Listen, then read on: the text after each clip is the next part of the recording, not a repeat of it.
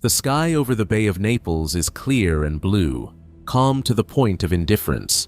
Beneath it, the Roman cities of Pompeii and Herculaneum move through ordinary life. Markets open, bread is baked, voices echo in stone streets. Then the mountain awakens. Mount Vesuvius does not rumble at first. It erupts with terrifying force.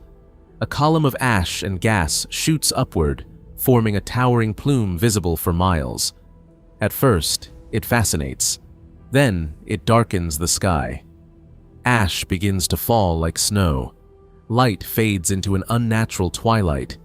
Roofs collapse under the growing weight. People hesitate, unsure whether to flee or shelter. That hesitation becomes fatal.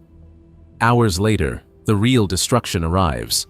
Pyroclastic flows, fast-moving clouds of superheated gas and volcanic debris, descend the slopes at deadly speed. They consume everything in their path. In Herculaneum, residents are killed instantly by extreme heat. In Pompeii, many suffocate as ash fills their lungs. Entire families freeze in their final moments, preserved in ash for centuries. By the time the eruption ends, thousands are dead. 2 cities vanish beneath layers of volcanic material. Vesuvius was not just a natural disaster, it was a reminder of Rome's vulnerability. Even at the height of imperial power, nature could erase entire communities in a single day.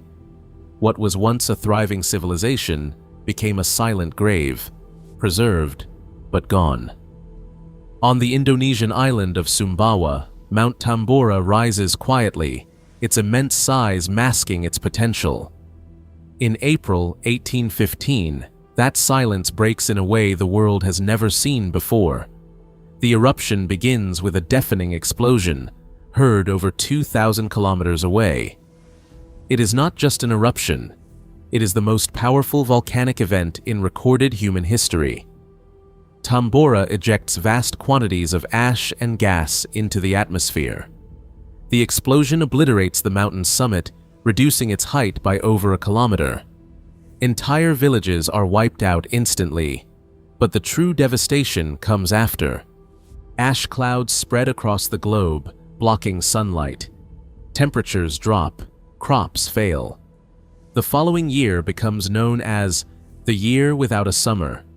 In North America and Europe, snow falls in June. Harvests collapse. Food shortages lead to widespread famine. Riots break out. Livestock die in massive numbers. An estimated 70,000 people perish, some immediately, many more slowly, through starvation and disease. Tambora reshapes the climate, the economy, and human history itself. It is not just an eruption, it is a global catastrophe. The mountain did not only destroy what stood near it, it altered life across continents, proving that a single event, in a remote place, can ripple across the entire world. The Sunda Strait lies between Java and Sumatra, its waters calm, its volcanic islands seemingly dormant. Among them stands Krakatoa. In August 1883, the island begins to tear itself apart. The eruption builds over months, but its climax is sudden and apocalyptic. 4 massive explosions occur, each more violent than the last. The final blast is one of the loudest sounds ever recorded, heard thousands of kilometers away. The force is unimaginable. Krakatoa collapses into itself, triggering massive tsunamis. Waves over 30 meters high slam into coastal communities, obliterating towns and drowning tens of thousands. Ships are thrown inland. Entire populations vanish in minutes. Ash clouds rise high into the atmosphere, spreading across the globe. Sunsets turn blood red for months. Temperatures drop slightly, a subtle but measurable global effect. Over 36,000 people are killed, most by the tsunamis. Krakatoa's destruction is not confined to land. It reshapes the ocean, the atmosphere, and human understanding of volcanic power. It becomes a symbol, not just of destruction, but of unpredictability. Because Krakatoa did not simply erupt. It exploded, collapsed, and erased itself, leaving behind a scar in the earth and a warning in human memory. The Caribbean island of Martinique is lush, vibrant, and alive. At its northern end rises Mount Pelée, a volcano that appears dormant, almost forgotten. In May 1902, that illusion ends. The city of Saint-Pierre sits at the volcano's base, a thriving colonial hub. Despite warnings, ashfall, tremors, gas emissions, officials downplay the danger. Life continues. Then, in a matter of minutes, everything changes. A pyroclastic surge erupts from Mount Pelée, racing down the mountainside at incredible speed. It reaches Saint-Pierre in under a minute. The temperature exceeds 1,000 degrees Celsius. The city is instantly incinerated. Buildings collapse. Ships in the harbor catch fire. Nearly 30,000 people die almost immediately. Only a handful survive. There is no time to escape, no time to understand, only destruction. Mount Pelée becomes one of the deadliest eruptions in modern history, not because of its size, but because of proximity, misjudgment, and delay. It is a disaster shaped as much by human decisions as by natural force. Because sometimes, the greatest danger is not the eruption itself, it is the belief that it will not happen. High in the Andes of Colombia, Nevado del Ruiz appears quiet, its snow-covered peak giving no sign of the disaster it holds. In November 1985, the volcano erupts modestly. It is not a massive explosion, but it does something far more dangerous. It melts ice. The heat from the eruption triggers massive lahars, fast-moving mudflows made of volcanic debris, water, and ash. These flows surge down the mountainside, following river valleys. Hours later, they reach the town of Armero. It is night. Most residents are asleep. The mudflow engulfs the town, burying it under meters of debris. Buildings collapse. People are trapped, suffocated, or swept away. Over 23,000 people die. The tragedy is compounded by warnings that were not fully acted upon. Scientists had predicted the risk. Evacuation plans existed, but were delayed. Nevado del Ruiz becomes a case study in preventable disaster, because the eruption itself was not unusually large, but its consequences were catastrophic. It shows that volcanic danger is not always explosive. Sometimes it flows silently through valleys, arriving not with fire, but with suffocating mud. In the state of Washington, Mount St. Helens rises as a symmetrical peak, one of the most picturesque volcanoes in North America. In May 1980, that image is shattered. Weeks of seismic activity precede the eruption. The mountain begins to bulge, its north flank visibly swelling. Pressure builds. Then, at 8:32 a.m., the mountain collapses. A massive landslide triggers a lateral blast, a sideways explosion that devastates everything in its path. Forests are flattened, trees are snapped like matchsticks. The blast travels at hundreds of kilometers per hour. Ash rises into the sky, darkening daylight across multiple states. Rivers are choked with debris. Wildlife is wiped out in vast numbers. 57 people die, not a massive number compared to other eruptions, but the scale of environmental destruction is immense. Mount St. Helens becomes one of the most studied eruptions in history. It transforms scientific understanding of volcanic behavior, because it shows that eruptions do not always rise upward. Sometimes they explode sideways, turning a stable mountain into a collapsing force of destruction. In Iceland, the Laki fissure opens not as a single eruption, but as a series of volcanic vents stretching across the landscape. In 1783, it begins. For 8 months, lava pours from the earth. Toxic gases fill the air. Sulfur dioxide spreads across the island, poisoning crops and livestock. The consequences are devastating. Over half of Iceland's livestock dies. Famine follows. A quarter of the population perishes. But Laki's reach extends far beyond Iceland. The gas cloud drifts across Europe. It causes respiratory illness, crop failure, and unusual weather patterns. Some historians link it to social unrest, leading up to the French Revolution. The eruption alters climate temporarily, creating what becomes known as a volcanic haze. Laki is not explosive in the traditional sense. It is slow, relentless, and suffocating. Its destruction comes not in moments, but in months. And its true impact is measured not just in death, but in the slow collapse of systems, agriculture, health, and stability. It is a reminder that volcanic devastation is not always immediate. Sometimes, it lingers in the air. In the Philippines, Mount Pinatubo lies quiet for centuries, its history largely forgotten. In 1991, it awakens. Early signs, earthquakes, gas emissions, prompt scientists to act. Evacuations begin. It is a race against time. Then, the eruption comes.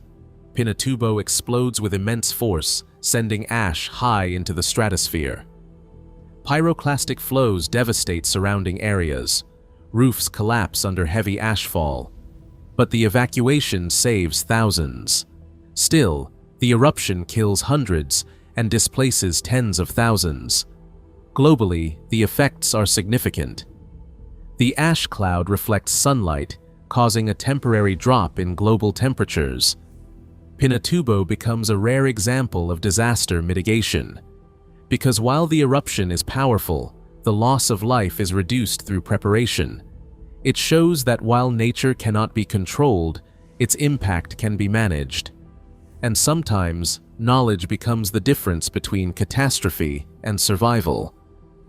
In the ancient Aegean Sea, the island of Thera, modern-day Santorini, hosts a thriving civilization built on trade, culture, and maritime power. White-walled structures rise along the cliffs, and ships move steadily between islands, carrying goods and influence across the region. Then, it erupts. The explosion is one of the largest in human history. The island violently fractures, collapsing into a massive caldera as ash and pumice are hurled into the sky. Entire settlements are buried. The sea itself is displaced. Massive tsunamis radiate outward, striking nearby coasts, including Crete, home of the Minoan civilization. Ports are destroyed. Fleets vanish. Coastal cities are swept away in moments. Trade networks collapse in the aftermath, isolating once thriving societies across the Aegean. Ash layers found centuries later become silent records of a catastrophe that reshaped an entire region. What remained was not just destruction, but a cultural void that would never fully recover. The exact death toll is unknown, but the consequences are undeniable. Many historians believe this eruption contributed to the decline of the Minoans. It may also have inspired enduring myths, stories of lost civilizations swallowed by the sea. Thera becomes both history and legend. Because its destruction is not just physical, it echoes through memory, shaping stories told for centuries. It is where geology meets mythology, where fact becomes myth, and myth becomes a warning. In Japan, Mount Unzen stands as a quiet presence, its slopes green, its past largely forgotten by those who live beneath it. In 1792, that calm is broken. The eruption begins with lava dome activity, slow and deceptive. Pressure builds beneath the surface, unnoticed by most. Then the mountain destabilizes. A massive landslide collapses into the Ariake Sea. The impact displaces enormous volumes of water, generating a tsunami that races outward with devastating speed. Waves slam into coastal communities, sweeping away homes, families, and entire villages. The chain reaction is catastrophic. Survivors struggle to comprehend the sequence, unsure whether the sea or the mountain was the true enemy. Entire coastal landscapes are permanently altered, redrawn by the force of water and earth combined. The disaster becomes a defining memory in Japan's historical consciousness of compounded natural threats. Over 15,000 people die. Mount Unzen demonstrates how volcanic disasters rarely act alone. They trigger secondary events, landslides, tsunamis, that amplify destruction.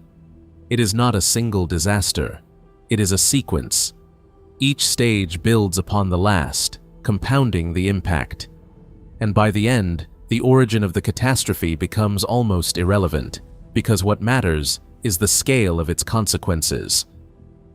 Mount Merapi rises over Indonesia as one of the most active volcanoes on Earth, its presence constant, its behavior unpredictable.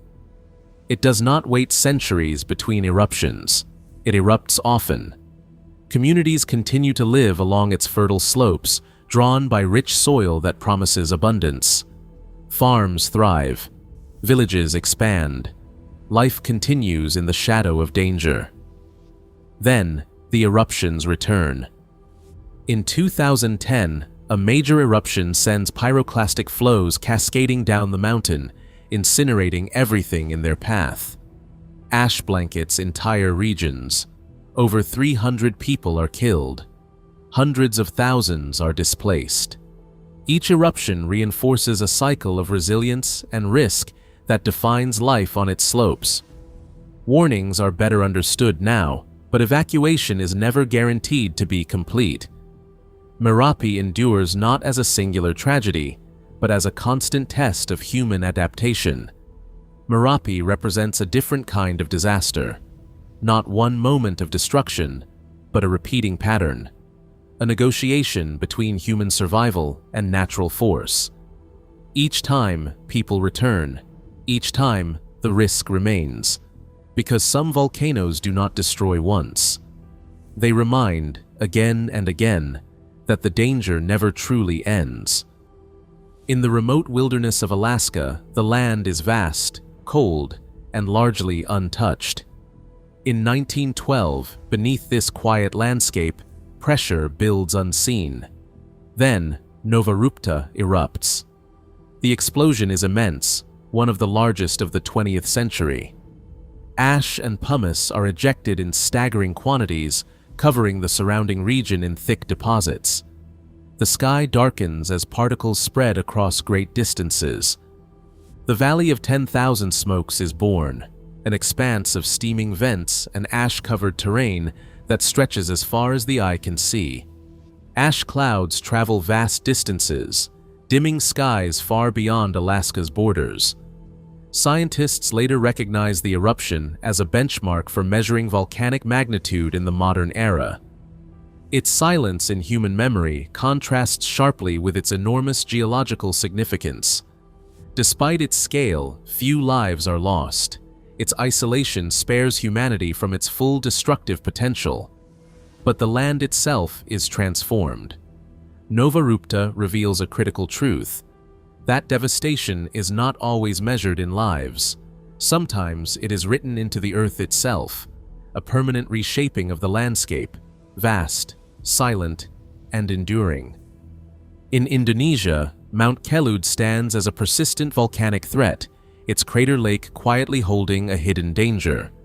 In 1919, that danger is released.